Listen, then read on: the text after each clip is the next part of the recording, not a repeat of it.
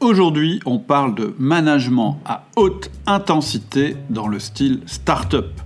Je suis Cédric Watine et tu es chez Outils du Manager, le podcast en français sur le management le plus écouté.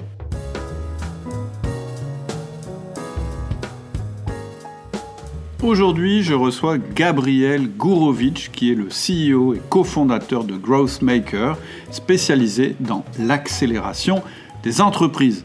Gabriel connaît parfaitement le management dans les startups et on va pouvoir discuter avec lui de ce que ce mode de management à très haute intensité peut t'apporter à toi en tant que manager ou chef d'une entreprise plus traditionnelle.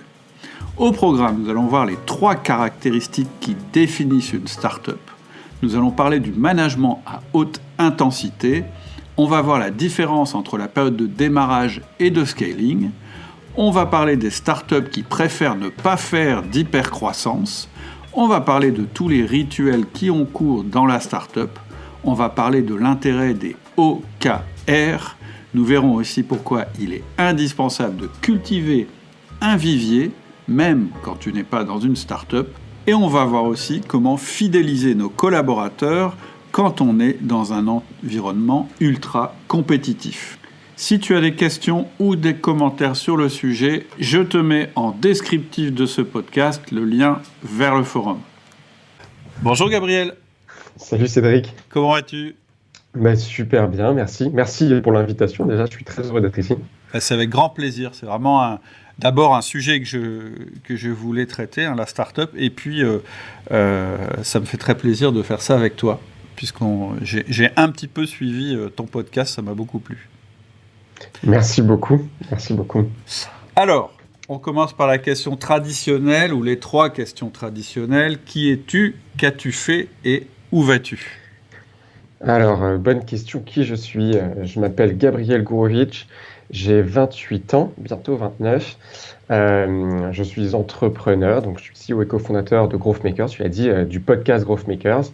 Et aujourd'hui, en fait, on fait ce qu'on appelle un accélérateur de carrière, c'est-à-dire qu'on va coupler un modèle média avec plusieurs émissions gratuites, des podcasts sur les nouvelles méthodes marketing, nouvelles méthodes commerciales, nouvelles méthodes managériales qu'on va voir en start-up, parce qu'on a une thèse de base, de dire que les start-up scale-up sont en avance de phase sur certaines parties du management, certains outils, certaines stratégies.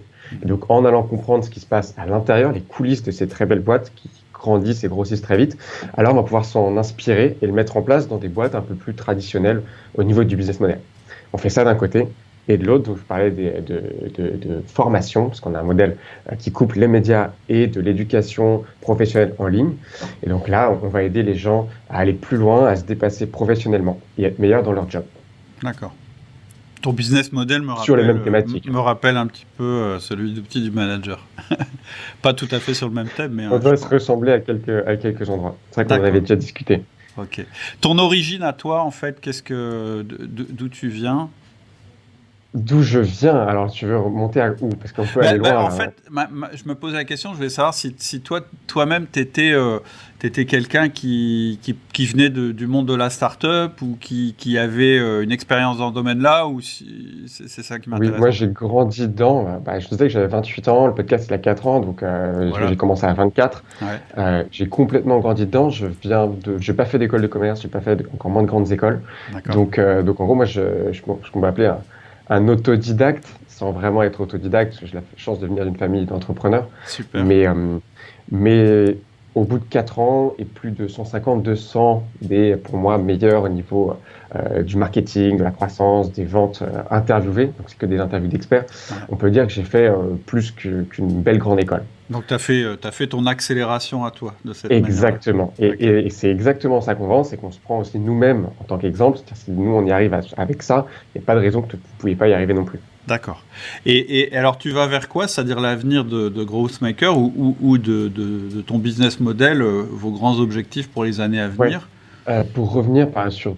On a mis beaucoup de temps avant de trouver ce modèle de formation en ligne qu'on fait nous sur un modèle de cohorte, c'est-à-dire qu'on met des promos de 30 personnes où qui viennent tous des entreprises, des promos homogènes, et ils travaillent sur 6 semaines en formation continue, donc ils travaillent en même temps que leur job. Et ils vont avoir des cas d'études, un module par semaine, et ils vont travailler aussi en groupe sur des cas d'études. Ce modèle-là, on a mis un petit peu de temps avant de bien le craquer. Et en 2020, on a plutôt réussi, puisqu'en 2020, on a fait x8 sur notre revenu, sur notre croissance. On est totalement sur fonds propres, donc c'est important de se rendre compte que ce qu'on prône, ce qu'on va prêcher, on l'applique à nous-mêmes, ça a l'air de fonctionner, et on n'a pas levé de fonds. Je mens un tout petit peu, on a fait une toute petite levée en fin d'année, mais j'avais passé une levée parce qu'on s'est fait rejoindre par des advisors, des fondateurs du Wagon, je ne sais pas si tu vois, et de Live Mentor, qui sont de très belles boîtes dans le learning. Je connais Live Mentor, le Wagon, je ne connais pas. C'est des bootcamps de code. C'est un des meilleurs, maintenant, c'est un des meilleurs bootcamps de code du monde. Ils sont faits par des Français. D'accord. Okay. Et ils nous ont rejoint au capital pour venir nous aider à mieux structurer la boîte. C'est pour ça que j'avais passé à une levée de fonds. Et donc l'année dernière, je racontais qu'on avait fait un petit x8. On est passé de 2 à peu près 10 personnes dans l'équipe. Et puis là, on vient d'ouvrir. Donc ça, c'est en 2020. Et puis pour 2021, on compte refaire un petit x3 sur le chiffre d'affaires et passer de 10 à 20 personnes. Bon. Pour donner des chiffres. Je donne beaucoup de chiffres. Tu vois, parce que nous, le podcast, on aime bien contextualiser, ça veut dire quoi. Ouais. Donc, on essaie de donner le plus de concret possible.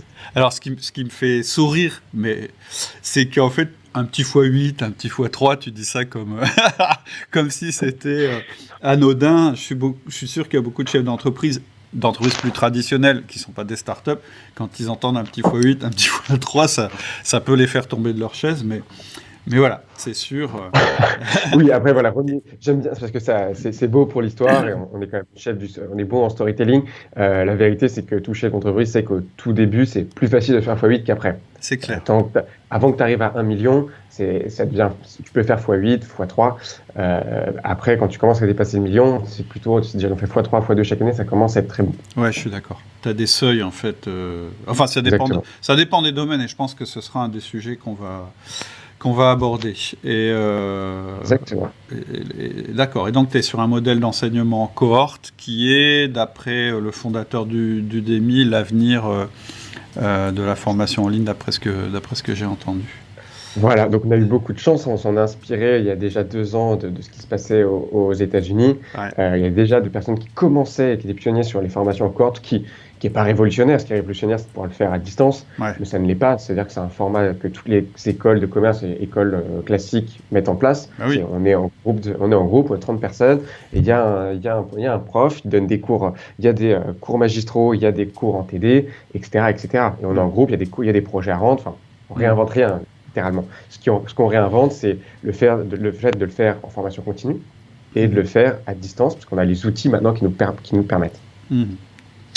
Alors, on va rentrer dans le vif du sujet.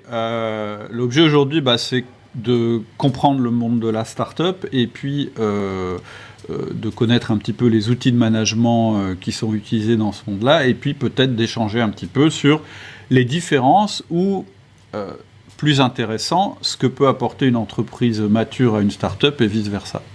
Si tu es d'accord sur cette structure-là. Ça me va. Alors, on va commencer par la question simple. C'est quoi la définition d'une start-up ? Pour moi, une start-up, c'est une entreprise qui débute. Mais en off, tu m'as dit que c'était un peu plus précis que ça, la définition d'une start-up. Ouais, c'est exactement ça. Aujourd'hui, le mot start-up, c'est à la mode. Donc, on veut tous faire des start-up. Et on voit bien qu'il y a 5-10 ans, quand on sortait d'HEC ou des grandes écoles de commerce, le but, c'était d'aller chez Mac, c'est dans les beaux cabinets de conseil, Mac, le BCG, etc. Et maintenant, c'est d'être entrepreneur, c'est de faire une start-up. Et donc, tout le monde fait des startups. Et non, malheureusement, quelqu'un qui fait une boulangerie ou qui lance une boîte de conseil, c'est pas une startup. Une startup, ça a une définition assez précise. D'après, c'est pas moi qui je le rends à César ce qu'il y a à César, c'est pas moi qui l'invente, c'est Paul Graham, un petit peu celui qui a créé Y Combinator, l'incubateur, je pense, le plus connu aux États-Unis, qui a sorti Airbnb, qui a sorti beaucoup de très belles entreprises. Et c'est lui qui le dit tout de suite, une start-up, c'est une entreprise qui est en recherche de son business model, parce qu'il est en innovation de rupture. Donc Airbnb n'a jamais gagné d'argent pendant très longtemps. Ils ont essayé plein de choses avant de trouver ce qu'ils font. Et d'ailleurs, ils réessayent toujours, ce qu'on appelle un product market fit en américain, en anglais plutôt. Donc elle est en recherche de business model, et surtout, elle va avoir un modèle scalable et répétable. Donc, ce qu'il entend par scalable, le scale, c'est pour ça que maintenant on appelle ça des scale-up, première étape start-up et scale-up, c'est de se dire qu'on va avoir en français des revenus d'échelle croissants. Alors, ça veut dire quoi? Ça veut dire qu'on va pouvoir mettre à l'échelle sans dépenser des dizaines de milliards. Et surtout que c'est possible. J'entends quand la première recherche de Google, par exemple, ça leur a coûté des dizaines de millions d'euros. Parce qu'on ne peut pas créer un algorithme aussi puissant. Et d'ailleurs, Google, à la base, était un copain de Yahoo, hein, pour la petite histoire, avant d'aller les manger. Et la première recherche coûte 50 ingénieurs et des mois et des mois de développement. Aujourd'hui, ils le font mondialement et plus ils font des milliards de recherches chaque journée et ça leur coûte presque rien. Tout simplement parce que l'algo est là maintenant. Donc ça ne va pas coûter plus cher de faire une requête de plus. Si, par exemple, on prend le modèle d'une boulangerie, de faire une baguette de plus, ça va coûter. Ça va coûter et en plus de coûter, et à un moment donné, il va y avoir des plafonds, donc il va falloir avoir un deuxième lieu, un troisième lieu, un quatrième lieu. Enfin, c'est le principe c'est la différence entre le online et le offline. Tout à fait, ok. Je ne sais pas si c'est très clair. Si j'ai bien compris, si j'essaye de résumer pour, j'irais comparer ça à une entreprise traditionnelle, quand tu dis qu'il faut que ce soit scalable et répétable, il y a deux préalables. La première chose, c'est que une vente supplémentaire ne coûte pas plus cher à l'entreprise, en fait. Elle vient juste s'additionner. C'est de la marge pure, hein, on pourrait dire ça. Et en plus, deuxième chose, il n'y a pas de plafond. C'est-à-dire que la croissance, elle est quasiment illimitée, c'est-à-dire que le nombre de personnes qui peuvent être atteintes par cette entreprise n'a pas de limite. C'est bien ça. Exactement. Tu as parfaitement résumé avec des mots moins anglais. Donc, je te les reprendrai si ça te va sur mon podcast. J'essaie de faire moins d'anglais. C'est difficile. C'est juste que j'essaye de piger. Parce que tu vois, moi, par exemple, l'outil du manager, je m'étais dit, ça rentre là-dedans. Puisqu'en fait, moi, je n'ai pas un modèle en cohorte. Je prends mon exemple parce que je le connais. Hein. C'est que j'enregistre Avant, j'intervenais dans l'entreprise de manière traditionnelle, tu vois, en plus d'être chef d'entreprise. Et ce qui est vite apparu, c'est que mon temps étant limité, il y a un moment, je tapais un plafond. Et du coup, je vais essayer de faire un choix entre ma vie de chef d'entreprise et le fait d'être dans d'autres entreprises pour former des gens. Donc, j'ai décidé d'enregistrer ce que je faisais, de le mettre à disposition et de le vendre de cette manière-là. Et je me suis dit, voilà, c'est un modèle de croissance qui est scalable, puisque en fait, le nouveau client qui télécharge ma formation, il me coûte rien de plus, en fait. Sauf que ça a une limite, et c'est ce que tu me disais en off. Tu disais oui, mais il n'y a aucune société qui propose ce genre de service qui va aller au-delà, par exemple, du milliard d'euros, etc. Il y a quand même un plafond en termes de personnes. C'est ça. Ensuite, ça sera une autre stratégie qui existe, je pense, dans les boîtes plus traditionnelles, c'est une stratégie de groupe, de build-up, donc de consolidation. Ça va être plus comme ça. Alors qu'une start-up, je pense qu'on peut voir Facebook ou Google, c'est une entreprise qui est née dans un garage et aujourd'hui, il y a des dizaines de milliers de personnes qui travaillent pour eux. Et ils continuent, bien sûr, qu'ils vont consolider en rachetant d'autres entreprises, WhatsApp, etc. Mais c'est leur modèle qui a été capable de faire ça. C'est une idée qui a fonctionné, qui a été mis à l'échelle, et Facebook, c'est dans le monde maintenant. Ouais, ok. Aujourd'hui, Google est obligé de continuer quand même à investir en permanence dans ses moteurs de recherche pour ne pas perdre sa place, etc. Exactement. Ils ont très très peur de se faire dépasser aussi. Parce qu'on le sait qu'on ne voit jamais le prochain arriver. Ça va assez vite, même très vite. Donc ils sont terrorisés, c'est aussi pour ça qu'ils rachètent à grand tour de bras. Facebook, quand ils rachètent WhatsApp 19 milliards, personne ne comprend. En fait, c'est compréhensible, ils ne veulent juste pas se faire dépasser. Ils ont raté le coach Messenger, ils ont un peu raté le mobile, presque. Pour le dernier moment, forcément, il faut essayer de se rattraper de toute façon. Une autre chose que tu m'as dite à propos d'une start-up, et je ne suis pas sûr que ça fasse partie de la définition, tu m'as dit une troisième chose, c'est qu'elle est en mesure et en capacité de transformer le monde, c'est-à-dire de transformer les usages. C'est quelque chose... Par exemple, tu me dis une boulangerie, c'est pas une start-up. C'est d'autant moins une start-up que du pain. Si c'est une boulangerie traditionnelle avec sa zone d'achalandise traditionnelle, etc., elle fait pas de révolution. Voilà. Alors, je pense qu'il y a deux choses assez intéressantes. C'est est-ce qu'on veut être très rigoureux sur la définition et est-ce que ça a du sens d'être très rigoureux. Par exemple, si on prend nous, GrowthMakers, de ce qu'on fait, on va aller utiliser les codes des startups pour essayer d'innover dans notre secteur. La formation continue, on va la rendre. Donc en fait, on va aller insuffler du scale dans notre business model. Mais pour moi, on n'est pas une start-up parce que je ne pense pas qu'on puisse aller prendre l'Europe ou le monde avec ce produit. C'est pas un vrai produit actuellement. En revanche, si on faisait un produit qui aide des créateurs, par exemple, à faire des formations en ligne, tu parles de WestKO, donc le fondateur d'Udemy qui est en train de faire ça, avant que ce soit Gagan Biani, de toute façon, c'est les deux qui font ça. Et eux, pour le coup, ça peut être c'est une start-up parce que c'est un produit et donc ils peuvent le mettre à peu près sur n'importe quel marché et que ça prenne. Maintenant, nous, on n'est pas vraiment une start-up, mais on utilise des codes qui vont nous faire d'être beaucoup plus compétitifs, de le faire de n'importe où. Donc, on n'est plus, comme tu disais, on n'a plus de plafond de verre, par exemple, par rapport au lieu. On ne va pas amener 30 personnes au même endroit à chaque fois. Ce qui fait que nous, on essaie de prendre toujours les meilleurs, comme sur le podcast, on va prendre les experts, les meilleurs pour moi dans leur domaine. On est capable de créer une formation avec eux et que, pour le coup, ce soit très répétable. Eux, ils viennent une fois, ils la créent avec nous et ensuite, on peut la vendre, la revendre, la revendre. Donc là-dessus, on va être capable de scaler, entre guillemets. Sur les utilisateurs, c'est pareil, tu abolis la contrainte de devoir se rendre sur place, etc. Exactement. Ok. Oui, donc clairement, moi, c'est ça qui m'intéresse, en fait. Je suis d'accord avec toi, la définition, est-ce que tu es vraiment une start-up ou pas, on s'en fout un peu quelque part. Quand tu es chef d'entreprise, ce que tu veux, c'est développer ta boîte, en général. Je n'en connais pas beaucoup qui ne sont pas intéressés par ça. Alors, si on prend l'angle du management, ce serait quoi pour toi les enjeux majeurs en termes de management, c'est-à-dire en termes de gestion d'équipe, Quand je te parle de management, c'est vraiment la gestion de nos collaborateurs. C'est quoi les enjeux majeurs pour une start-up par rapport peut-être à une boîte mature, à une boîte traditionnelle? Alors, je vais m'avancer vraiment sur les startups, parce que boîte tradi, je connais beaucoup moins. Comme je le disais, j'ai passé ma vie dans les startups.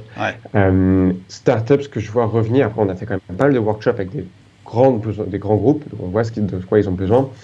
Je pense que la culture startup, ce qu'on recherche, ça va avec de l'intensité. Ça va avec vraiment un état d'esprit de toujours faire mieux jour après jour.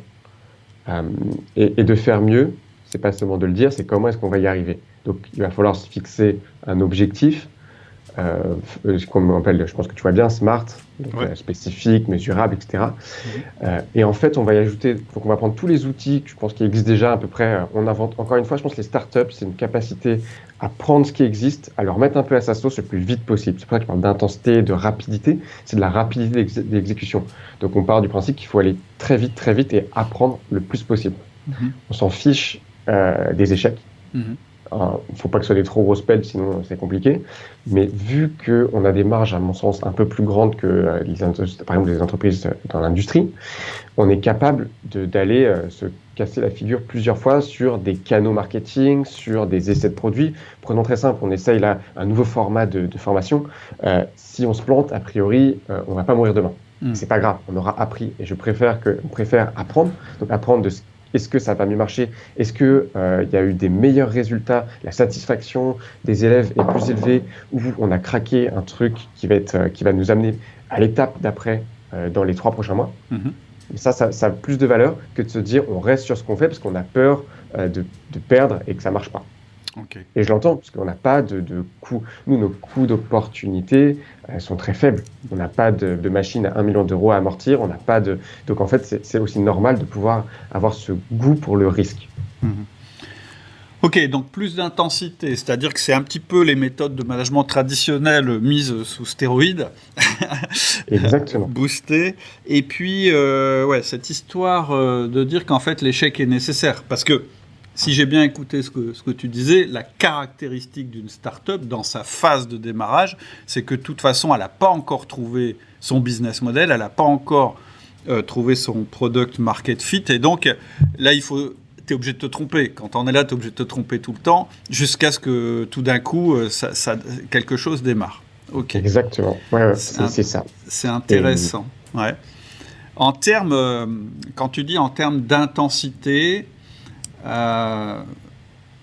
qu'est-ce que ça veut dire? Ça veut dire concrètement, parce que moi j'aime bien savoir ce que ça veut dire concrètement pour le salarié. Ça veut dire qu'il fait beaucoup plus d'heures que dans une entreprise traditionnelle. Ça veut dire qu'il y a un turnover plus important. Machin, il va pas assez vite, il trouve pas assez, on le vire, on en prend un autre. C'est quoi? C'est ça? Ça va sur plusieurs pans. Alors, quand on parle d'intensité et de rapidité, ça va donc pas forcément avec plus d'heures. Moi, je ne crois pas du tout à faire plus d'heures. On n'est plus, et je pense que c'est la grosse différence avec la troisième révolution industrielle, c'est que nous, les startups, on crée que avec notre cerveau. C'est une société de service. Hein. Quand on vend du service, on vend du temps de cerveau, donc vaut mieux rendre les gens plus productifs, plus efficients, plutôt que de les faire travailler plus.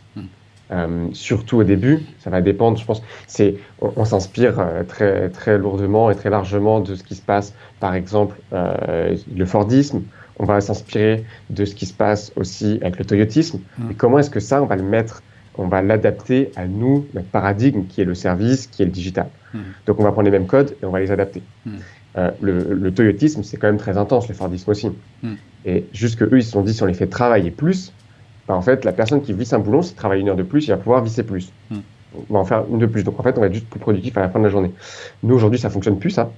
Mais on va reprendre les mêmes codes. Dire comment est-ce qu'on peut rendre tout le monde plus efficace, plus productif, pour qu'à la fin de sa journée de 8 heures, il ait fait assez et il ait rempli ses objectifs.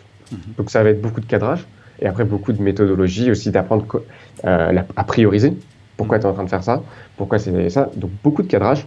Tu me parlais de concret, allons-y directement. Ça va être du cadrage en début de semaine. On a un kick-off sur chaque équipe où on va se donner 3 grands objectifs de la semaine. Ce kick-off, on le fait aussi en milieu de semaine. On en est où? Est-ce qu'on est toujours aligné sur ces 3 objectifs? Un objectif, ça peut être délivrer le nouveau programme de la formation, paid par exemple.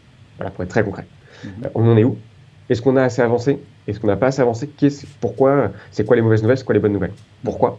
Et le pourquoi, c'est pas pour taper sur les doigts, surtout pas, parce que c'est une culture de l'échec, c'est pas du tout pour pointer du doigt, c'est de dire, oh, qu'est-ce qui s'est passé? C'est pas grave.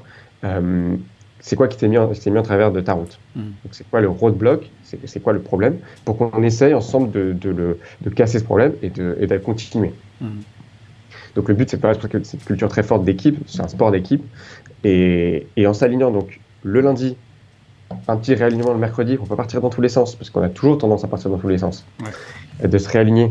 Et vendredi, review, où est-ce qu'on en est? Est-ce que ça a été fait? Oui, non, pourquoi? Si c'est toujours non, là, il y a un vrai pourquoi. Attention. Et comme ça, semaine après semaine. D'accord. Ça, c'est juste au niveau de la semaine. Puis ensuite, au niveau de la journée. Individuellement. Donc, chaque personne vient faire ce qu'on appelle un stand-up. Donc, un stand-up meeting, ça veut dire qu'on est debout. Pourquoi être debout? Pour que ça soit rapide. Parce qu'on n'est pas là pour déblatérer. Un meeting, c'est pas pour raconter notre semaine ou notre journée ou comment ça va. C'est pour dire en 10 minutes, donc 3 personnes, 2 minutes maximum par personne, ou 4 personnes maximum 2 minutes, qu'est-ce qui a été fait hier. Donc, la même chose, hein, mais au point de vue hebdomadaire, au lieu de le faire au point de vue quotidien, au lieu de le faire au point de vue hebdomadaire. D'accord. Et fin de journée, donc début de journée, c'est quoi les 3 gros succès de notre journée? On pense que c'est quoi? Fin de journée, qu'est-ce qui a été fait? Comment? Pourquoi? D'accord, ok. Et ça veut dire que tu as le dirigeant probablement qui organise ça. Ça veut dire que concrètement, il voit son équipe le lundi, le mercredi, le vendredi. Avec le lundi, je fixe les 3 objectifs de l'équipe. On parle bien des 3 objectifs de l'équipe, ce n'est pas des objectifs individuels, c'est de l'équipe. Le mercredi, on voit comment ça se passe et le vendredi, on fait le bilan. En gros, tu as une première structure comme ça, si j'ai bien compris. Et après, chaque journée, matin et soir, on fait qu'est-ce que je vais faire et le soir, je suppose, qu'est-ce que j'ai fait.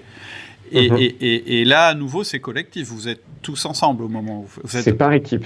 C'est par équipe, d'accord. Voilà. Okay. Alors, ça va dépendre de la taille d'entreprise, vraiment. C'est pour ça que j'ajouterais une nuance, c'est que c'est pas le chef d'entreprise. Le chef d'entreprise, c'est un facilitateur. C'est pas lui. Moi, mon rôle, par exemple, c'est de donner de la vision, c'est d'aligner, c'est de toujours réaligner sur la vision et de donner les outils, les retours, donc du feedback, ce qu'on appelle du feedback, des retours sur les livrables, la qualité attendue, etc. Et de donner, encore une fois, la vision. Si je donne tout ça, les personnes doivent être capables, et le but, c'est qu'il y a une très forte responsabilité, ils sont capables de faire ce qu'on va faire. Si c'est moi qui dois à chaque fois dire c'est ça qu'il faut faire cette semaine, on s'en sort pas. Comme tu l'as dit, il y a les kick-offs de début de semaine, donc par équipe. C'est pas, il y en a un avec tout le monde. On explique pour donner de la vision à tout le monde. Le but, c'est d'amener un maximum de transparence et d'information. C'est le niveau d'information pour que chacun sache à tout moment quel rouage il est dans cette grosse machinerie qui est l'entreprise. D'accord. Aujourd'hui, on n'est pas beaucoup, on est une petite dizaine. Donc, mais on voit déjà qu'il y a un commencement de perte d'information. Quand on est 20, 30, 50, 100, bon, là, ça commence, c'est du grand n'importe quoi. Mais tout ça pour dire que c'est donc une responsabilité forte et ça tourne. Moi, je suis un facilitateur, je donne de la vision, donc oui, j'explique des choses, mais ensuite, c'est surtout pas moi qui va gérer les points, par exemple, commerciaux. Moi, je vais challenger. Mon rôle, c'est de challenger, de remettre en question, de demander pourquoi. C'est de faire en sorte que mes managers, mes membres d'équipe se dépassent et à chaque fois soient meilleurs. D'accord. Et c'est surtout pas moi qui va dire ce qu'il y a à faire. Je dis, j'ai vu ça là, qu'est-ce que vous en pensez? Ok. En fait, d'accord. Et donc, en fait, la personne qui anime les réunions dont tu viens de parler, c'est plutôt le manager ou le responsable d'équipe ou le responsable de cellule, je ne sais pas comment tu appelles ça. Et c'est à géométrie variable. Je suppose qu'une des grandes différences avec une entreprise un peu plus mature, c'est que tes équipes, tu es obligé de les recomposer en permanence, puisqu'en fait, tu n'es pas stabilisé en termes de business model. Parce que alors, peut-être, justement, tu disais, justement, moi, je ne connais pas l'entreprise mature, j'ai toujours fait ça en mode start-up. En fait, tu vois, par exemple, une des grandes différences que je vois, c'est peut-être le fait que dans une entreprise traditionnelle, les équipes, elles sont un petit peu plus figées, et voilà, pour longtemps, tu vois, elles sont plus figées dans la durée. Il y a une structure qui est établie, qui fait la solidité de l'entreprise, mais aussi qui peut faire son manque de souplesse. Et donc, ça, c'est établi. Ensuite, tu dis, quand on commence à être beaucoup, ça fonctionne plus. Alors, moi, j'ai une loi dont je parle de temps en temps sur le podcast qui s'appelle la loi des relations exponentielles. En fait, quand on est 2, on a une relation. Quand on est 3, on a 3 relations. Et quand on est 4, on commence à avoir 6 relations. Quand on est 5, et en fait, c'est pas exponentiel, mais voilà. En fait, plus tu ajoutes de personnes dans une équipe, plus tu multiplies le nombre d'interactions possibles. Et il y a un seuil qui est assez connu, parce qu'on voit ça dans les équipes de déménagement, mais aussi dans les équipes de développeurs, etc. Et en général, une cellule qui dépasse 8 personnes, elle commence à être vraiment difficile à gérer. Exactement. C'est la règle que Jeff Bezos a de Amazon. Donc là, on s'inspire vraiment beaucoup de tout ce qui se fait aux US. D'accord. Il appelle ça la double pizza team. Si, en prenant 2 pizzas, c'est des pizzas américaines, tu peux plus nourrir ton équipe, c'est qu'elle est trop grande. D'accord. Voilà. Tiens, c'est drôle, tu vois. Je connaissais pas quand tu achètes 2 pizzas, il n'y en a pas assez, c'est qu'elle est trop grosse ton équipe. D'accord, ok.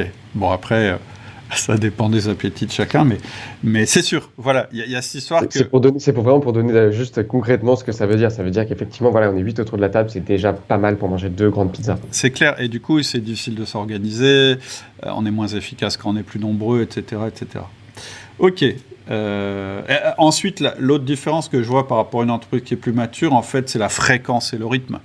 C'est-à-dire que moi, quand je parle de mes rituels de management, c'est plutôt une fois par semaine qu'on voit chacun de ses collaborateurs, mais là, on les voit en 1-1. C'est peut-être une des différences. Et sinon, le rythme, je dirais, d'une entreprise, en général, c'est quand même la semaine, parce que c'est comme ça qu'on est structuré. Ça, c'est le niveau terrain. Puis, tu as un niveau au-dessus qui est le niveau tactique, ça va être plutôt le mois. Puis stratégique, qui va être plutôt le trimestre, tu vois, dans une entreprise plus... C'est exactement ça, quand je parlais d'intensité, c'est que c'est à peu près la même chose, sauf qu'on va le faire beaucoup plus fréquemment, pour la simple et bonne raison qu'on ne sait pas encore trop ce qu'on fait. J'exagère et je force le trait expressément, hein, mais on part du principe que si on ajoute plus, on rajoute de l'intensité, c'est-à-dire qu'on va faire la même chose, mais un point de vue plus rapproché, ça va amener plus de résultats. Et c'est vrai, c'est complètement le cas. Après, je pense que ça ira avec la suite de notre discussion. C'est bien d'être très performant, mais quid de la motivation, quid du bien-être des collaborateurs et de la rétention, donc du fait qu'ils restent, qu'ils soient heureux chez nous et qu'en plus, ils continuent à performer. Je pense aussi qu'il y a une problématique de mesure du résultat, c'est-à-dire que, tu l'as dit, nous... on se fiche des échecs, on n'a pas de coup d'opportunité, etc. Donc, parce que tu vois, moi, un manager, ça c'est ma vision traditionnelle du manager, il doit obtenir les 2 R, ce que j'appelle les 2 R du management, c'est les résultats et la rétention. Les résultats, c'est j'obtiens de la performance. Par exemple, si je dirige des vendeurs, j'obtiens plus de ventes. Si je dirige des magasiniers, j'obtiens plus de colis envoyés par jour, je dis n'importe quoi. Et puis de la rétention, c'est-à-dire que si tu mets pas ce deuxième aspect de la rétention, c'est-à-dire de la fidélisation, tu vas obtenir des résultats mais au détriment de l'équipe et en réalité, tu n'arriveras jamais à construire ton équipe parce que les gens vont s'en aller au fur et à mesure, parce que ton modèle de management pressurise les gens et finalement, ils n'y trouvent pas leur compte, ils n'ont pas le temps d'évoluer, ils n'ont pas le temps de grandir. Or, de plus en plus, ce qui est recherché par les salariés aujourd'hui, une étude de Gallup qui vient de sortir et qui dit ça, c'est je choisis une entreprise parce qu'elle va me permettre de grandir en tant qu'individu, etc., etc. Comment on pourrait justement... déjà, comment tu mesures les résultats quand tu n'as pas la contrainte d'être rentable ? Puisqu'au début, tu n'as pas la contrainte d'être rentable. Première question. Et effectivement, tu as soulevé un point qui est hyper important, c'est comment tu fais pour que les gens soient contents de travailler, motivés, créatifs, etc. Alors, c'est deux questions vraiment différentes et la deuxième hyper intéressante. Parce qu'on parle beaucoup d'outils.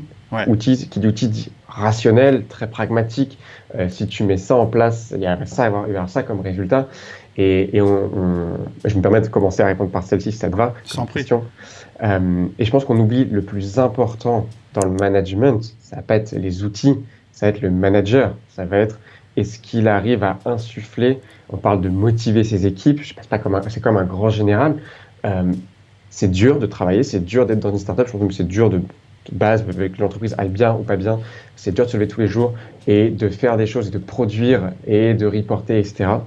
Donc, à quel point on arrive à énergiser, potentialiser ses équipes, presque créer de l'admiration pour ce qu'on fait. C'est pour ça qu'on parle d'une culture d'entreprise.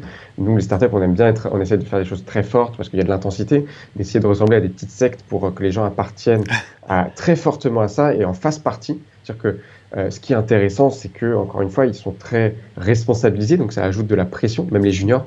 En revanche, ils ont leur mot à dire. Et ils ont leur mot à dire, ils peuvent bâtir aussi la vision et chaque brique de l'entreprise à leur image. Là où, si on arrive dans une entreprise déjà un peu consolidée, ils vont juste suivre les process. Là, en fait, ils les vivent. Ils savent pourquoi on les fait, on leur demande qu'est-ce qu'ils en pensent, comment est-ce qu'on peut faire mieux. Ils ont même presque une obligation, ils n'ont pas une obligation de résultat, mais de moyens. Mais presque ils créent les process, presque. Ils les créent, en interne ici. Notre content qui est arrivé il y a 1 mois, elle est déjà en train de reprendre la charte éditoriale, et des process de contenu, parce que j'ai pas le temps de les faire. Alors que c'est ce qu'on appelle du mauvais management, c'est à moi de lui donner les outils. Sauf que, malheureusement, il y a la théorie puis il y a la pratique. Et je préfère qu'elle avance là-dessus, parce que c'est un vrai goulot d'étranglement pour nous dans l'entreprise. Et qu'ensuite, moi, je vais essayer de reprendre. Et oui, c'est un peu contre-productif, mais en même temps, qu'est-ce que c'est, je pense, intéressant pour elle de se dire, je suis en train de le construire, ça fait 1 mois que je suis là, je suis déjà en train de faire ça. Faut voir, c'est pour ça que c'est l'intensité. Et si ça marche bien, dans 3 à 4 mois, elle aura certainement un ou une stagiaire.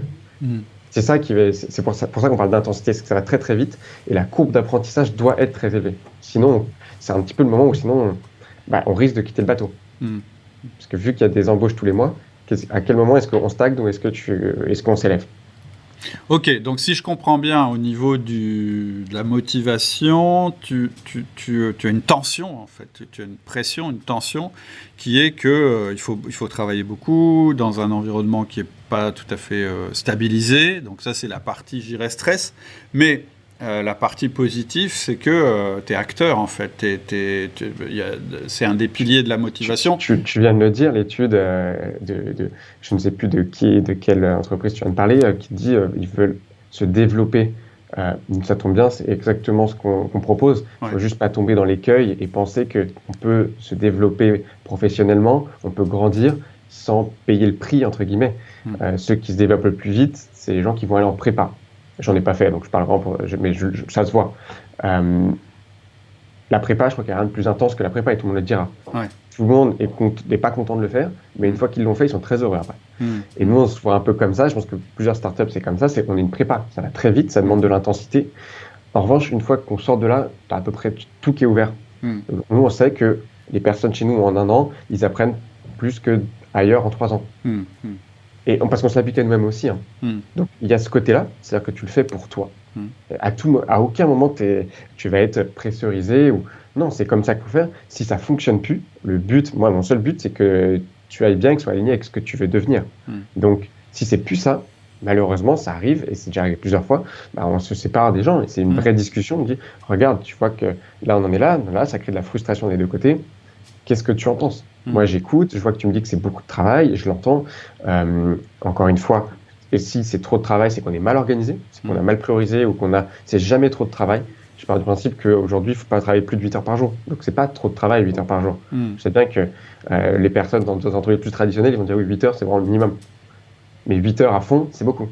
C'est pas. Alors, je suis pas sûr. Moi, je pense qu'effectivement, 8 heures. Alors, en plus, dans un domaine où tu dois avoir une intensité créatrice ou élevée, que tu es dans un environnement instable, en réalité, sur 8 heures, tu peux pas être à fond. Hein. Ça s'est prouvé de multiples fois. Hein. Tu as à peu près 4 heures, peut-être 5 chez certaines personnes, d'intensité absolue en termes de création, etc. Et le résultat, en fait, tu fais plus des tâches qui gravitent autour de ces tâches principales. Mais voilà.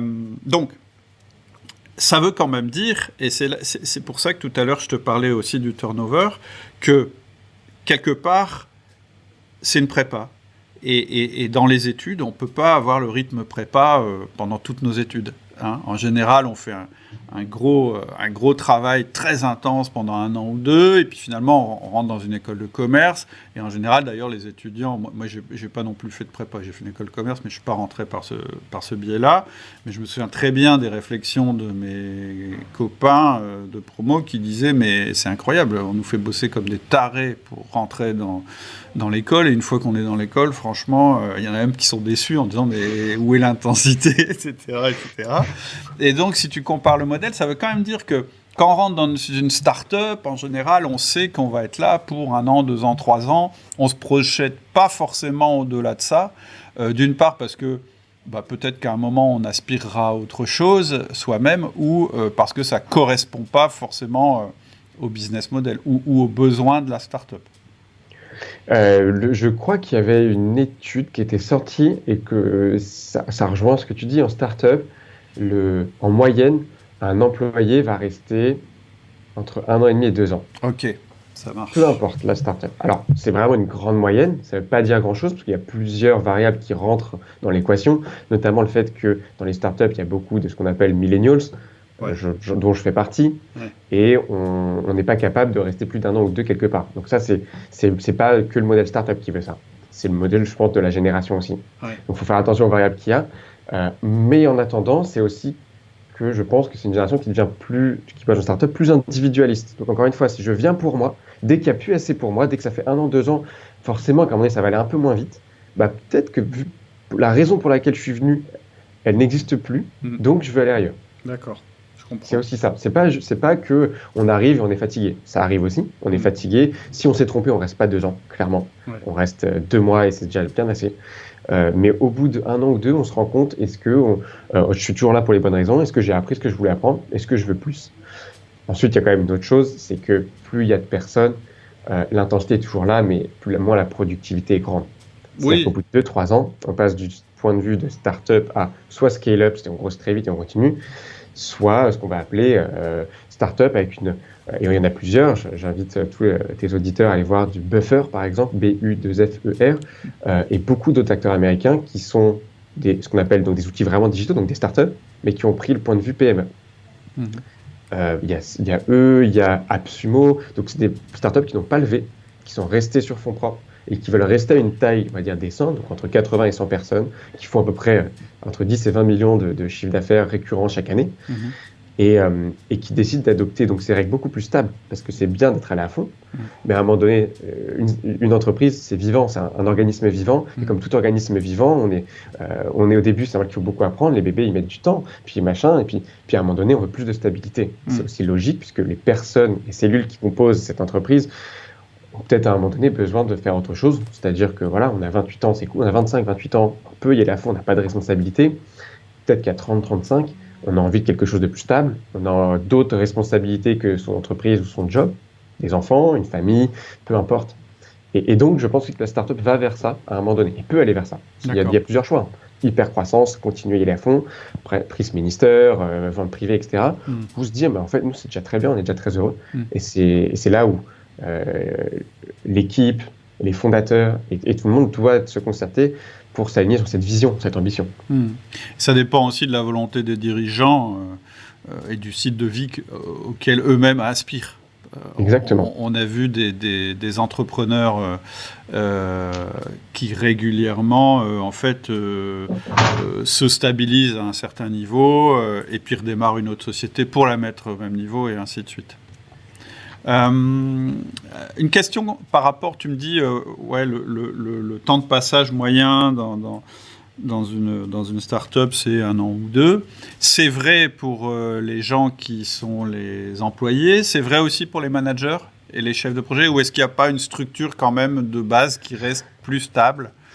C'est une très bonne question. Je ne voudrais pas m'avancer dessus. Je dirais, il n'y a pas les chiffres, bien sûr, que c'est pour. Ils ne vont pas regarder les managers versus les employés, ou c'est une moyenne totale. Ce que je verrais, ce que je vois, parce que j'ai la chance d'interviewer moi que les dirigeants responsables et managers de start-up, c'est qu'ils restent souvent, parce que ces personnes sont souvent depuis le début de l'entreprise ou depuis un stade très early, comme on dit en français. Du démarrage, ouais. Du démarrage. Très du début, quoi. Très présent. Voilà, début, exactement. Ouais. Donc, ils étaient 5, 7 ou 10 dans l'entreprise et ils s'avaient déjà un petit peu levé. Et quand ils sont 100, 150, ils sont encore là. Eux, ils vivent l'aventure de scale de A à Z parce que c'est ce qui les intéresse, donc ils restent. Et je pense qu'il y a des positions où l'intensité, t'apprends au début, un peu comme la prépa, soit on colle, soit on colle pas. Si on commence à aimer ça, c'est compliqué à puis sauter en parachute toutes les semaines ensuite. Ouais. Et surtout pour son développement personnel, professionnel, on continue. Et à un moment donné, ça s'arrête, souvent. Souvent, ces managers peuvent aussi les monter des boîtes ou faire autre chose. Mais j'ai l'impression, je dis vraiment, c'est juste de mon point de vue, de ce que j'ai vu sur le podcast, ça fait quand même 4 ans que je l'ai fait, il y a beaucoup de gens qui restent au moins 3 ans. Ouais. Entre 2 et 3 ans. Je pense qu'il y a quand même 1 an de plus au moins dans l'entreprise, mais ça reste aujourd'hui. On a j'ai trop peu moi-même de recul pour m'en rendre compte, mais je pense pas que ce sont des gens qui resteront 10 ans. Parce qu'en fait, leur job à eux, il est un petit peu différent peut-être en termes d'intensité aussi de celui d'un manager dans une entreprise traditionnelle.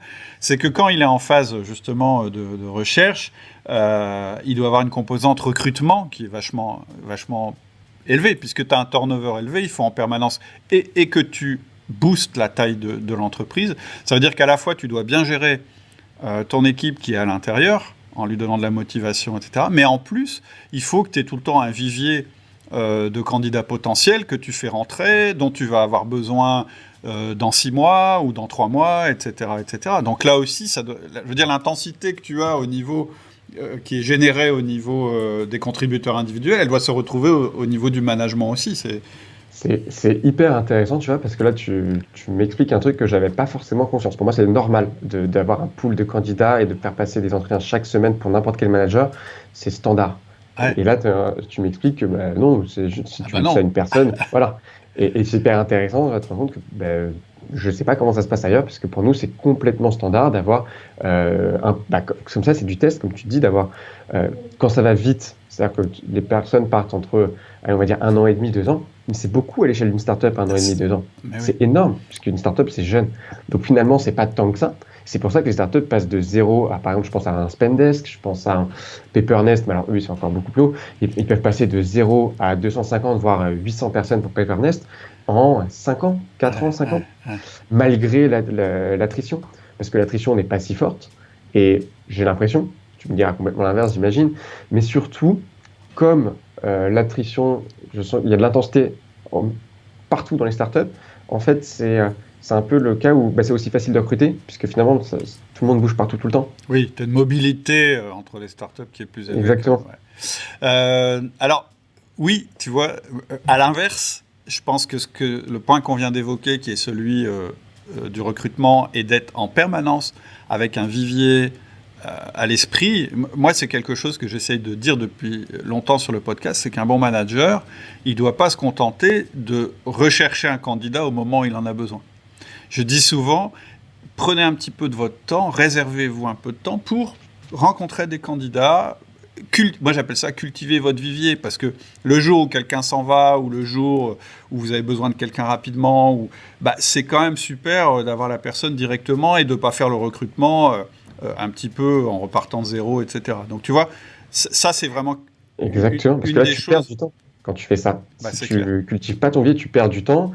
Et si tu perds du temps, bah forcément, tu vas moins vite que les autres. Il faut bien se rappeler que nous, dans le contexte startup, on est aussi dans un contexte très vite national, voire mondial, Mm. ce qui veut dire que la compétition est d'autant plus féroce. Mm. C'est pour ça qu'il n'y a que 1% des startups qui réussissent à passer les 3 ans. Il Ouais. faut aussi voir ça. Une boulangerie, ça réussit, logiquement. À moins qu'il y ait un Covid, mais 1% des startups passent le cap des 3 ans. à 1%, on passe le cap des 1 an déjà. Des 1 an. Et ensuite, 1% vont continuer à vivre 3 ou 4 ans après. Ah ouais, d'accord. Ouais, c'est quand même... C'est tout petit, tout petit. C'est-à-dire qu'il y a beaucoup d'entreprises qui commencent, qui lèvent de fonds et qui réussissent pas. Et qu'en fait, après, se font revendre ou marchent pas parce que les unités économiques, leurs KPI, sont pas remplis. Donc, il faut faire très attention à ça. Et je voulais te dire un autre truc, mais j'ai oublié sur... On discutait de quoi juste avant? Alors attends, juste le vivier, comme ça... Oui, le peut-être- pilier, exactement. Voilà. Là-dessus, moi, ce qu'on se dit souvent, c'est est-ce que tu imagines un commercial qui n'aurait pas un pipe préparé chaque semaine? S'il n'a pas de pipe, comment il va closer? Mm. Comment il va faire ses chiffres de la semaine? C'est la même chose pour un manager. Si tu n'as pas de pipe là, pour de talent, comment est-ce que tu imagines que tu vas recruter les prochains? Et alors pour nous, c'est comment dire, c'est une erreur fatale, voire une erreur de mort. Génial. C'est impossible de ne pas avoir de pipe pour un manager, même un non-manager. Chaque équipe doit se rendre compte à quel point le recrutement, c'est très difficile et qu'on doit être alerte à tout moment. Très, très, très, très bien. J'aime beaucoup l'analogie avec le commercial. Et puis, il y a un autre aspect, c'est que quand tu vois régulièrement des candidats, même si pour l'instant, tu n'es pas en démarche active de recrutement, ça te permet quand même de regarder l'état du marché et de te dire... mon salarié, comment il se compare aux nouvelles personnes qui sont là? Et le but, c'est pas de dire on va pousser dehors tous ceux qui sont plus au niveau, mais c'est quand même de benchmarker un petit peu et de se dire est-ce que moi, une question que je me pose à chaque entretien de fin d'année, et ça a choqué quand j'en ai parlé sur les mails privés, j'ai dit à chaque entretien de fin d'année ou à chaque entretien de trimestre, pour ceux qui les font tous les trimestres d'évaluation, moi, la première question que je me pose, c'est est-ce que je réembaucherais Amélie? Est-ce que je réembaucherais Pierre si je l'avais en entretien? Et si je me dis, ah ouais, vraiment, ils sont top, etc., c'est feu vert. Si je me dis, non, je me dirais peut-être, tiens... Et donc, pour pouvoir se poser cette question-là, il faut savoir ce qui existe sur le marché. Et je pense qu'un chef d'entreprise, un manager doit se poser cette question. Et c'est pas être malveillant, c'est juste de se dire, est-ce que mes gens sont toujours au niveau? Et juste de me dire, non, là, Amélie, ça va plus, il faut qu'elle fasse une formation là-dedans, il faut qu'elle change de Exactement. poste, Je pense etc. même que c'est plutôt très bienveillant. Ça vient du mot quand même veiller, donc on veille à ce qui se passe et il faut quand même avoir un point de référence. S'il n'y a pas de point de référence, tout le monde s'endort.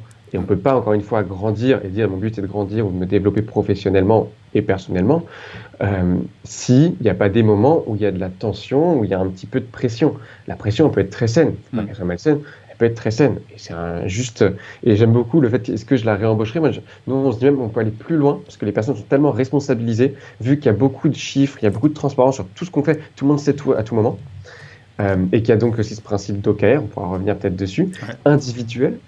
Pour chaque trimestre, en fait, c'est les personnes qui s'auto-évaluent. C'est eux qui se fixent leurs OKR et c'est eux qui, alors bien sûr avec des retours de ma part, de la vision, etc., mais eux, ils se les fixent eux-mêmes. Donc à la fin du trimestre, c'est eux-mêmes qui vont s'évaluer. Et donc nous, notre entretien, moi j'arrive dans la salle et en fait, c'est directement auto-évaluation. Qu'est-ce que tu as pensé de ta performance ce trimestre? Est-ce que tu te réembaucherais? Exactement.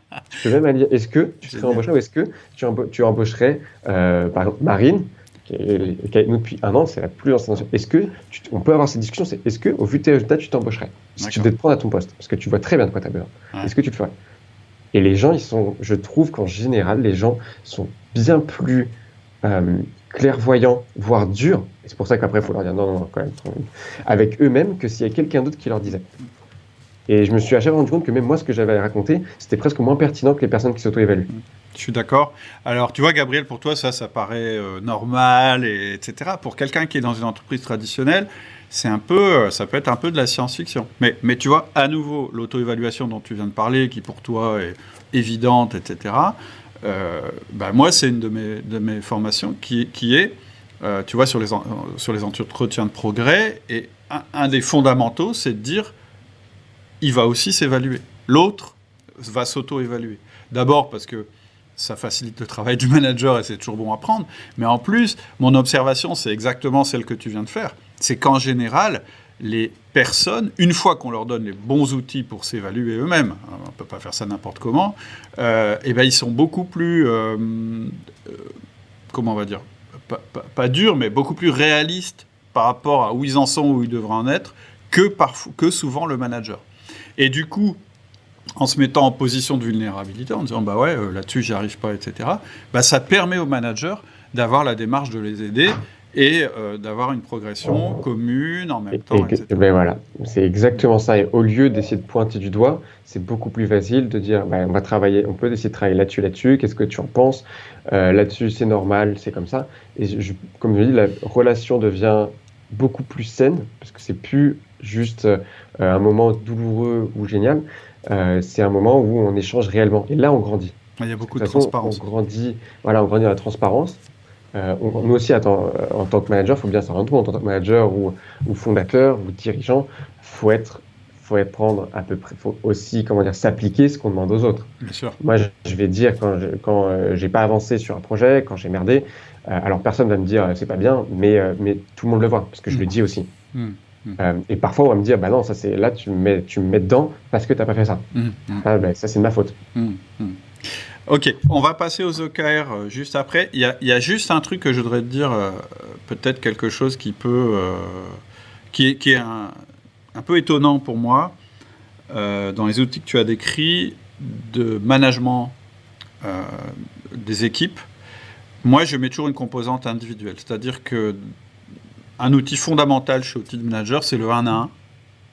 Et le 1 à 1, ça se fait une fois par semaine, pendant une demi-heure. Et systématiquement, chaque personne de l'entreprise a un 1 à 1 avec son manager. Tu vois, ça, c'est vraiment un outil. Et je te le dis parce que je suis déjà intervenu dans des startups et une fois, on m'a demandé d'animer avec un collègue avec qui je travaillais à l'époque, qui s'appelle Laurie, que les auditeurs connaissent bien. On nous avait demandé d'animer le séminaire de fin d'année de cette start-up, ou plutôt d'intervenir dans ce cadre-là. Mais on nous avait dit, on va faire ça devant, avec tous les salariés. Et moi, j'avais dit, mais non, nous, on est spécialisé dans le management et on forme les managers. Ouais, mais vous pouvez peut-être pas nous faire un truc. J'ai fait, OK, on va faire un truc.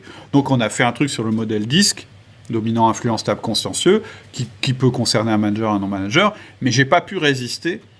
Je leur ai fait en live une petite étude, ils étaient autour de la table, et je leur ai dit pourquoi cette start-up, elle a un si bon turnover. C'est-à-dire que les gens restaient beaucoup plus longtemps qu'ailleurs. C'est dans un domaine où ça demande beaucoup de compétences, de haute techno, etc.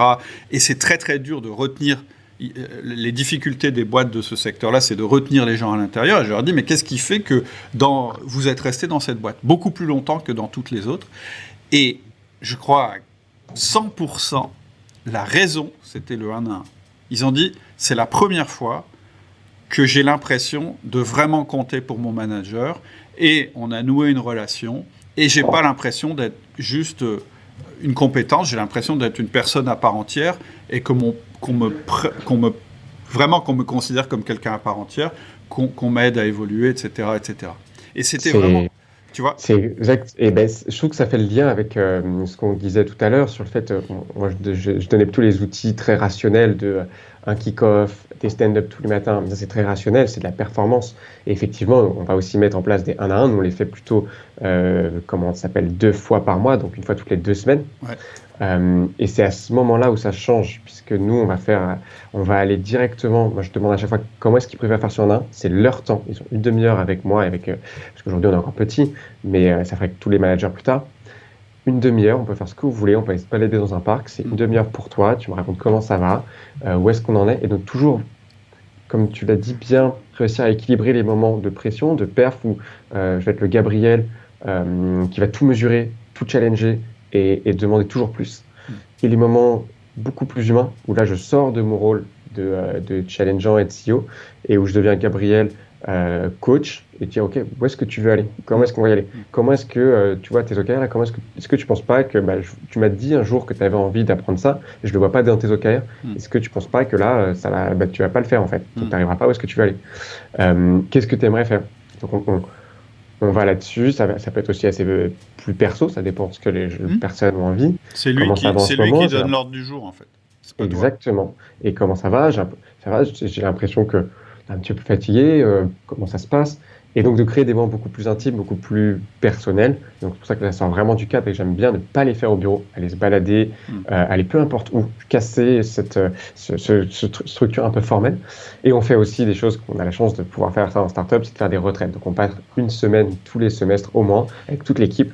Et là, ça casse complètement tout. Parce qu'on est tous en train d'aller boire des coups, on se voit le matin et le soir.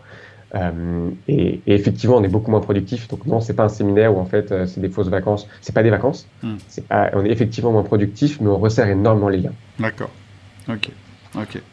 Le 1 à 1, c'est aussi un excellent relais de l'entretien de progrès, c'est-à-dire du moment où tu prends un peu de temps pour parler de la carrière de la personne. Si tu as une structure, je suis preneur parce que je sais que je suis pas encore assez bon là-dessus. Donc, tant qu'on peut évoluer, tu vois, c'est ça aussi la culture, c'est de te dire comment est-ce qu'on peut toujours être meilleur. Ouais. Et les gens se rendent compte aussi, les membres de l'équipe, les collaborateurs se rendent compte que si leur manager, leur seul but, on part du principe qu'on n'est pas bon, notre seul but c'est toujours être meilleur. Pour les emmener plus loin, pour nous aussi nous amener plus loin, ça crée aussi quelque chose de beaucoup plus sain. Alors attention, ça dépend. C'est-à-dire que si c'est quelque chose, si tu veux, la boîte dont je te parle, c'était une start-up qui déjà avait arrivé au niveau dont tu as parlé tout à l'heure de PME. Tu vois, quelque part, elle avait trouvé son machin, etc. Donc son but, c'était vraiment de retenir les gens et de capitaliser sur les personnes. Si tu es en phase de développement où tu cherches ton business model, tu cherches pas forcément à capitaliser sur les gens. Et c'est pas un mal. Le deal, il est clair, on est là pour 1 an, on apprend plein de choses, puis on part, etc. etc. Du coup, tu as moins besoin de ces outils on se fait confiance, on construit ta carrière à 2, tu vas rester longtemps, tu vois, tu te projettes longtemps, etc. Ça dépend de la phase de maturité de ta boîte. Moi, ce dont je te parle, c'était une volonté. En fait, ils avaient très bien compris, les dirigeants, qu'ils ne pouvaient pas continuer sur un modèle où, entre guillemets, c'est pas mon terme, mais ils cramaient les gens. C'est-à-dire, à un moment, ils se sont rendus compte qu'ils étaient encore dans le modèle start-up qui cherche, alors qu'ils s'étaient déjà trouvés. Et donc, dans ce cas-là, l'enjeu, c'est plus le même. L'enjeu, c'est pas de faire entrer tout le temps des nouveaux talents parce qu'il faudrait essayer des trucs et de faire évoluer les choses, etc. L'enjeu, ça devient, non, ça y est, on a trouvé. Comment on stabilise? Maintenant, l'enjeu, c'est la rétention. C'est-à-dire comment je les garde chez moi, déjà, parce que je veux une stabilité dans mon service client. Je veux que les clients, ils aient pas l'impression que tout change tout le temps parce que je vais les perdre, etc. Et donc, je dois faire la même chose au niveau des collaborateurs. Comment je fais pour stabiliser ça, que la confiance s'installe, que les courbes d'apprentissage puissent être un peu plus longues parce que je vais creuser mon business model, etc.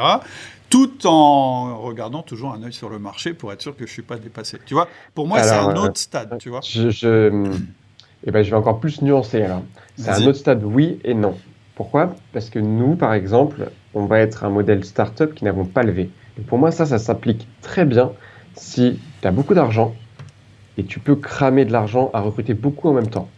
Si dans l'autre cas, tu es plus dans une start-up et il y en a de plus en plus qui sont plutôt sur fonds propres, comme nous, on prend des risques à chaque recrutement. Ouais. On n'a pas 10 000 personnes en interne qui peuvent nous aider. On ne peut pas recruter 20 personnes en 3 mois. Ouais. Là où des Alan, des Spendesk font plus que ça. Sur leurs 6 premiers mois, ils ont recruté 30 personnes. Il y a 30 personnes dans l'équipe. Nous, ça fait déjà 4 ans pour le premier podcast, ça fait à peine 1 an et demi, 2 ans pour toute la point de vue formation. On est à peine une dizaine. Je me rends compte, on est 6 ou 7 en temps plein là. Donc, on est sur une échelle de temps et sur une échelle de risque complètement différente. Donc, nous, en fait, on a les deux problématiques. C'est comment est-ce qu'on arrive à demander le maximum tout en engageant et en veillant au bien-être aussi. Parce que sinon, on perd une personne. Si Sarah ou Marine, chez nous, part, vraiment, c'est catastrophique. Parce qu'on est trop petit. On n'a pas, en fait, la chance d'avoir de l'argent et de se dire, dans ce cas-là, on peut avoir beaucoup de monde, ce qui fait que plus il y a de monde, plus le modèle reste, plus ça reste stable. Si je perds une personne, il y a toujours une personne qui peut venir aider. Oui. Là, aujourd'hui, nous, ça fait 1 an et demi qu'on est dans le chaos parce que si une personne part, tu dois reconstruire à chaque fois. Ouais. Exactement. Et demain, il n'y a plus de podcast qui sort, par exemple. Mais même sur une petite structure comme la tienne, ce qui est intéressant, c'est de repérer tes piliers. Tu les connais, tu as dit leur prénom. Et en fait, c'est sur ceux-là qu'il faut capitaliser avant tout. C'est eux qui tiennent la baraque. Après, que quelqu'un s'en aille, peut-être sur les 10 qui était peut-être moins important, il sera plus facile à Exactement. remplacer parce que la culture, elle est représentée par tes piliers. Tu vois, c'est vraiment une question de taille. Et c'est vraiment une question de curseur, en fait, je pense, entre les deux. Exactement. Ok, on a dit qu'on parlait des OKR. Tu as encore un petit peu de temps pour ça? Oui, oui, oui, bah moi j'ai encore tout le temps que tu veux. J'espère que ça sera juste pas trop long pour tes auditeurs. Ben non, tu sais, si on le saura jamais, en fait. Si jamais on vous lasse, n'hésitez pas, si vous êtes lassé de ce podcast, n'hésitez pas à me faire des messages et à râler sur le forum. Mais je Et si pense vous apprenez plein de choses, la même chose aussi. dites-le aussi, ouais, ouais. Non, mais tu sais, on n'aura pas le record aujourd'hui. Je crois que le record, c'est plus de 2 heures et les auditeurs avaient beaucoup aimé. Donc Très bien. on peut parler des OKR. Qu'est-ce que c'est que ce OKR. truc-là? Qu'est-ce que c'est que ce truc? C'est des objectifs qui résultent, donc en français, objectif, résultat clé. Ouais. Ça a été remis au goût du jour plutôt par Google, qui se demande encore une fois comment est-ce que, là on parle quand même de petites entreprises depuis tout à l'heure, Google c'est plus de, je sais plus, je vais pas raconter de bêtises, 15 000, 20 000 personnes, je vais pas raconter trop de bêtises. Comment est-ce qu'on fait pour rendre ces 10 ou 15 000 personnes tout, tout le temps efficaces, efficientes, pareil, dans leurs 8 heures par jour, sachant que là ça devient vraiment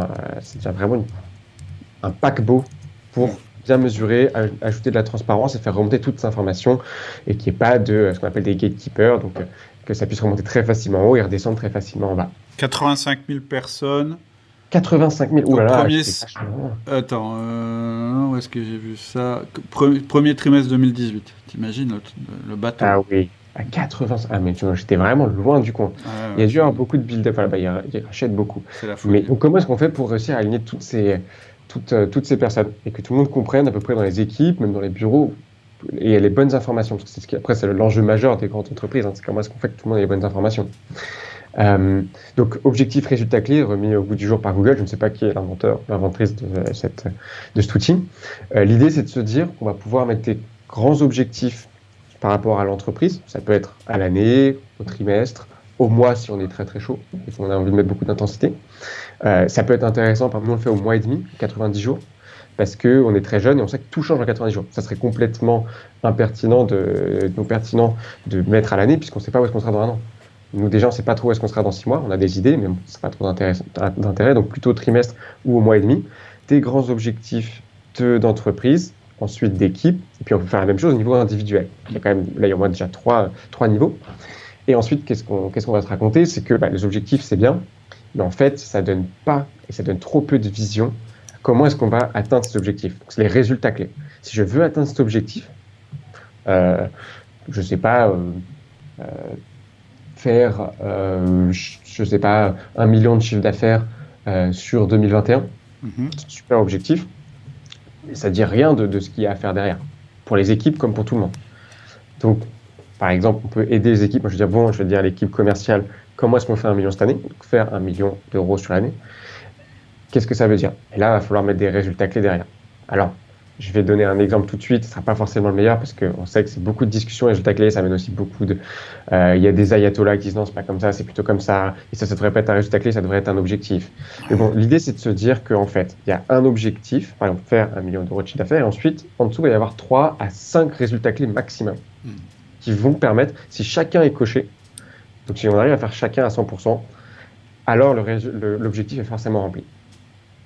Donc par exemple, faire 1 million d'euros de chiffre d'affaires cette année, ça veut dire améliorer de 20% notre efficacité commerciale, notre performance commerciale. Ça veut dire avoir, je ne sais pas, 50% de plus de leads qui arrivent par semaine de l'équipe marketing. Ça veut dire, donc on va en fait à chaque fois stratifier. Décliner en fait. Décliner exactement pour...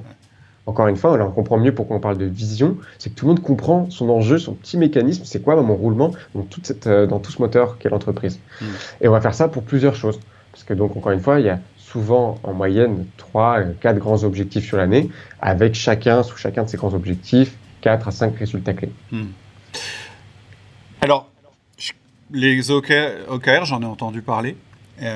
Et en fait, je vais te dire, moi, ce qui m'a surpris, c'est qu'on nous dise que c'était quelque chose de nouveau. C'est J'adore ça, mais les startups, tu as vu, tu vois, process, je sais pas parler des process qu'on a aussi, qu'on appelle les process growth, mais c'est du Scrum remis à la sauce avec des KPIs. Mais oui, on s'approprie énormément de choses. En fait, ouais, moi quand j'ai vu les OKR, je me suis dit, mais c'est ce que je fais dans mes boîtes depuis 30 ans, moi. C'est-à-dire, depuis 30 ans, je me vieillis un peu, mais depuis 22 ans, depuis que je suis chef d'entreprise, j'ai un objectif majeur que j'appelle, moi, un objectif stratégique. Ensuite, il est décliné en objectif tactique. Je reprends ton exemple. On doit développer le chiffre. Qu'est-ce que ça, on doit passer de, je sais pas, moi, de 15 millions à 17 millions. Comment on fait ? Bon, on augmente notre taux de conversion. Comment on augmente notre taux de conversion ? En formant les vendeurs, etc. On attaque tel marché. Tu vois, ça décline par exemple. Non, mais là, ce que tu viens de dire, c'est hyper intéressant. Donc ça, c'est exactement des objectifs résultats clés. Ce qui est hyper intéressant et que je pense que il y a un nombre de managers et dirigeants vont tomber dans cet écueil-là, c'est de se dire comment est-ce que je développe mon chiffre d'affaires, donc comment je fais 2 millions de chiffre d'affaires en plus, pour être bien précis. C'est de me dire, faire passer mon taux de conversion entre ça et ça. Ça, c'est ce qu'il faut faire. Mais l'écueil, très souvent, c'est de se dire, faut embaucher 3 commerciaux, pardon. Ouais. Ou, faut refaire le site web. Ouais. Non, refaire le site web, c'est un projet. C'est le moyen. C'est un moyen plus loin. Je suis d'accord.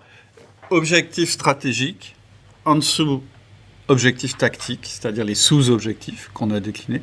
Et après, moi, j'ai un niveau plan d'action, en fait, tu vois. Et en réalité, c'est ce que j'appelle le management par objectif, le MPO, management par objectif. C'est dire, au trimestre, on a un grand objectif qu'on n'a pas le droit de remettre en cause pendant 3 mois, puisque c'est un grand objectif. Sinon, on change tout le temps de cap et donc on va nulle part.